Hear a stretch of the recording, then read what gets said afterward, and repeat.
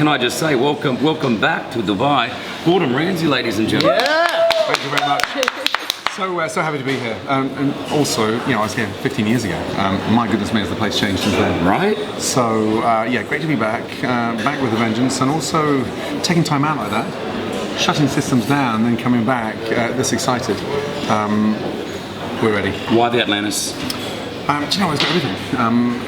Coupled with family-orientated, destinational, and the infrastructure, I think, really. Hence the reason why we looked at that key spot. So we're bringing a little bit of sort of cool Britannia nostalgia over to Dubai. This place is now a foodie mecca, completely different to what it was 15 years ago. So it's nice to be back on the pitch. Why the name? My mum and dad are in the background here, and they're like, ask him why he's called it this. Why have they called it this? Why? What's with the name? Well, certainly wasn't going to call it Gordon Ramsay, that's for sure.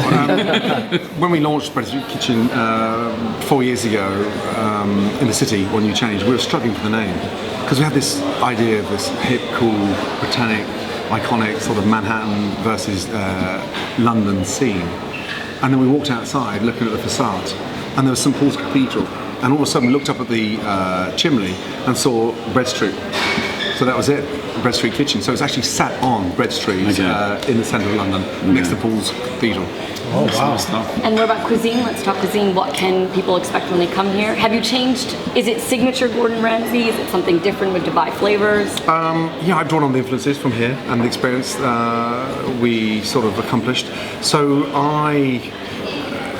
the secret about good food is know where to stop. We'll focus on the ingredients, 2 or 3 things.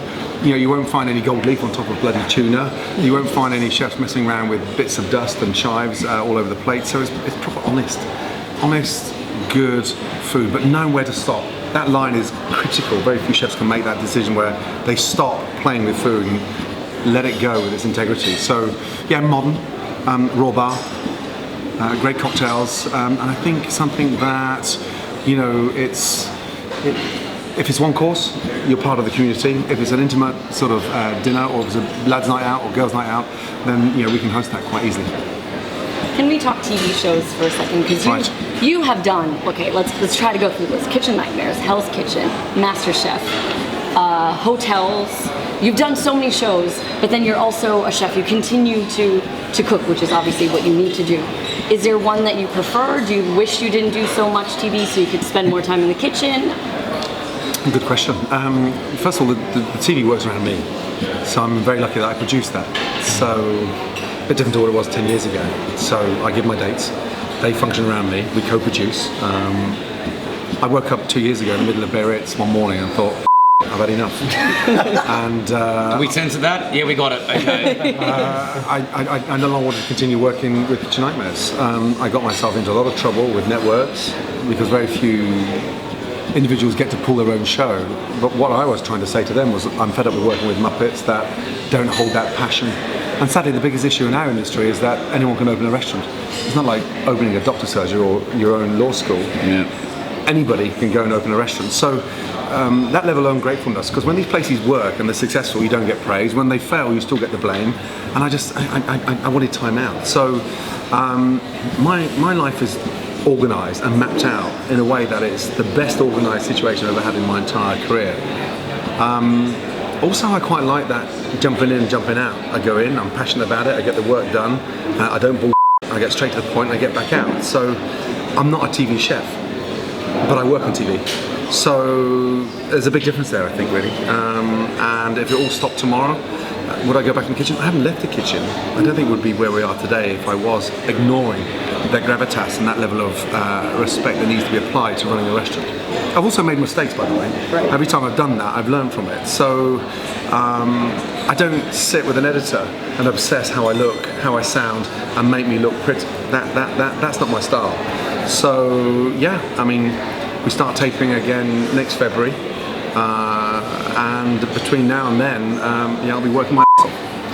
Do you get any, you must have people come up to you with some ideas of like, Mr. Ramsay, I've got this brilliant idea that I want to run by you, and some of them you might just think, wow, that's not going to work. Have any of them come in that you've gone, that's the dumbest idea that I've ever heard? Yeah, there's lots of ideas out there, a lot of dumb ideas. Yeah. But does one stick out as going, wow, that's the dumbest idea I've ever heard? Yeah, it was about opening a restaurant and eating Wow, Wow. really? Yeah. Wow. So No. You don't know. no, but me eating in general is, aesthetics, isn't it? And I love watching, women eat, and that's how I built this restaurant in terms of the lighting. If the lighting's perfect, the bathrooms are immaculate, already you've got 90% of your female audience happy. Wow, Lighting's okay. crucial. Wow. Then the food and the service is equally as important, but the lighting and the bathrooms are critical. Okay. So I looked at this proposal about eating in the and it was just like, are you serious? Yeah. Honestly? So you're sat. You walk in, without. But where the do you put the napkin? So Swipe the cards. yeah, no.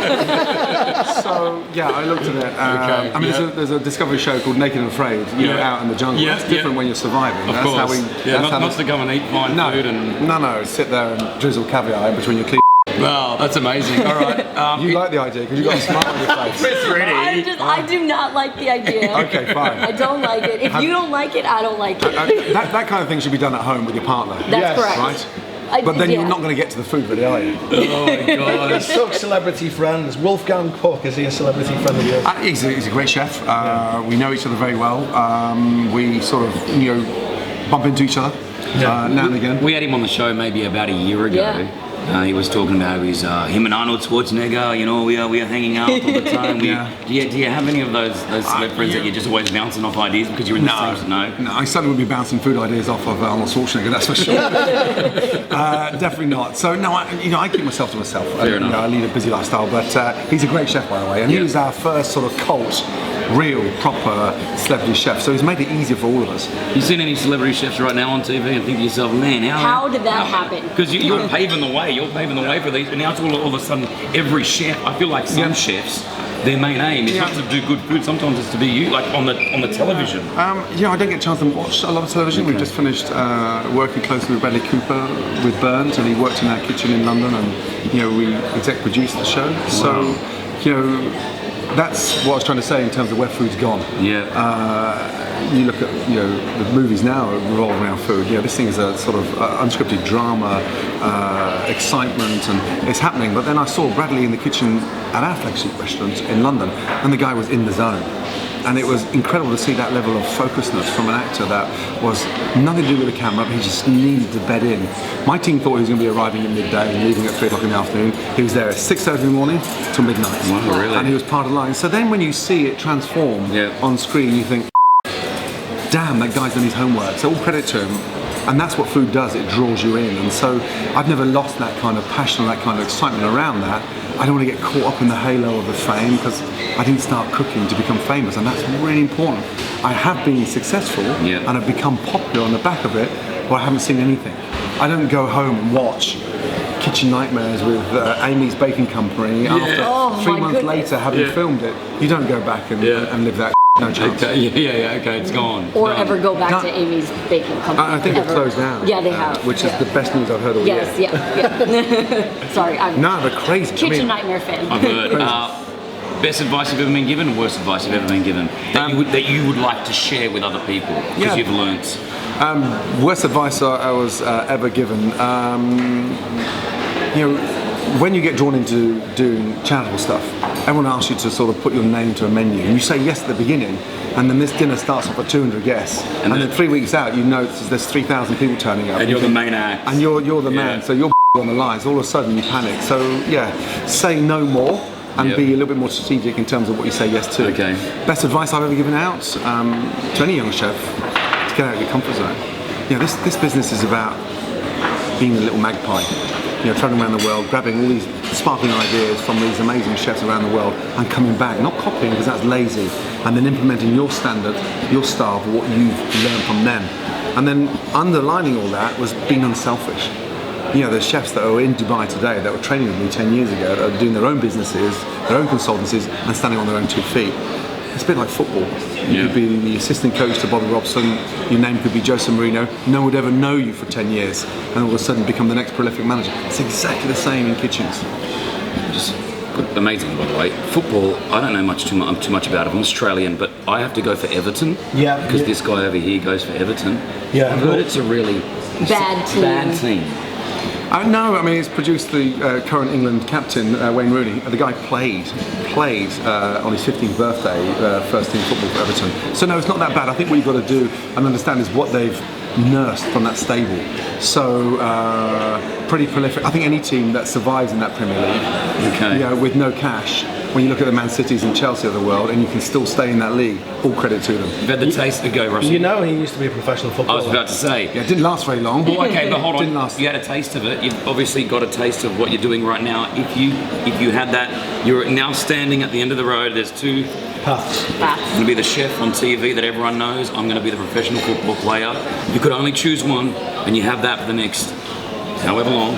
Which one? Well, that's a tough question.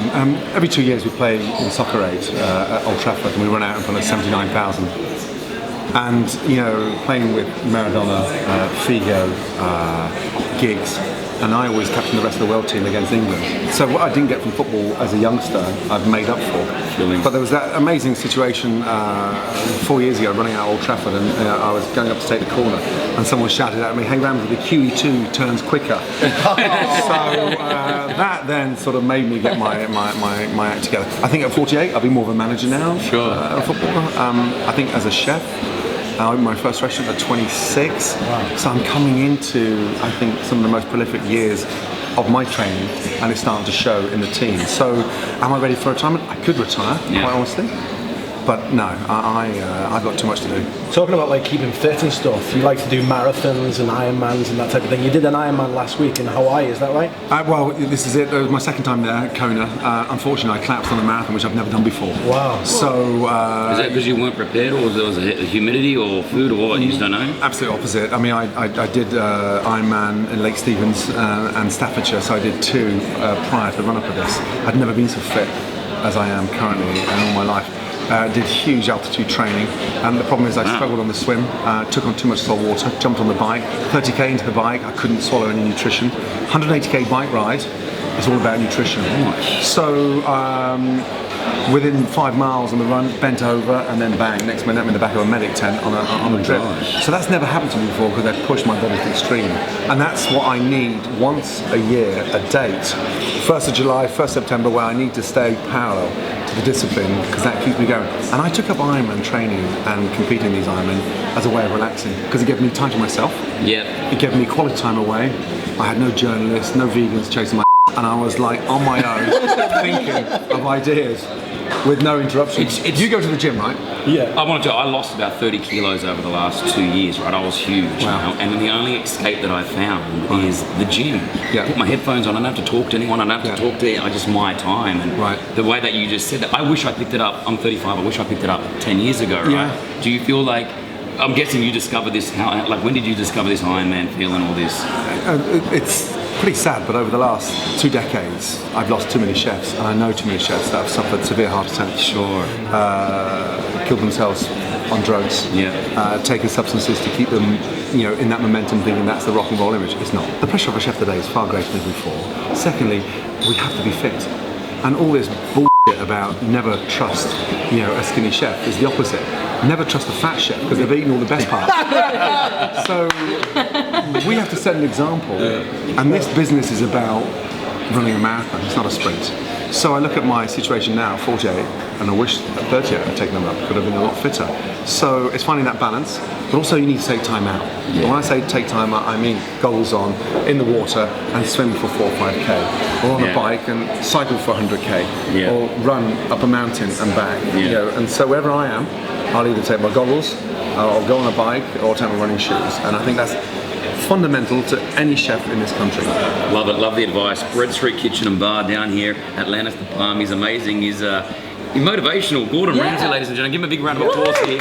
Thanks, guys. Can I ask you one last question? Of course you can. Do you cook at home every day, or like 6 days out of the week when you're home?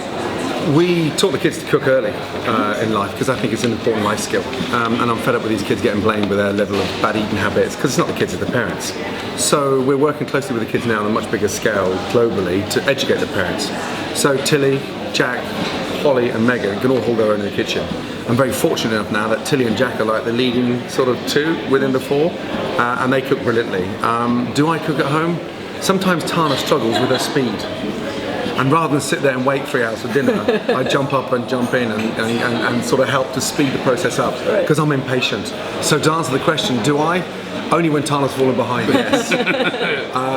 However, wow, you've been in a kitchen and just having you there. I'm like, I'm not performing at all. no, but I mean, the funny thing is, there was a situation where I was caramelising some garlic to go with the roasted chicken, and Tilly said to me, "Dad, the garlic's burnt." I said, "No, Tilly, it's brown."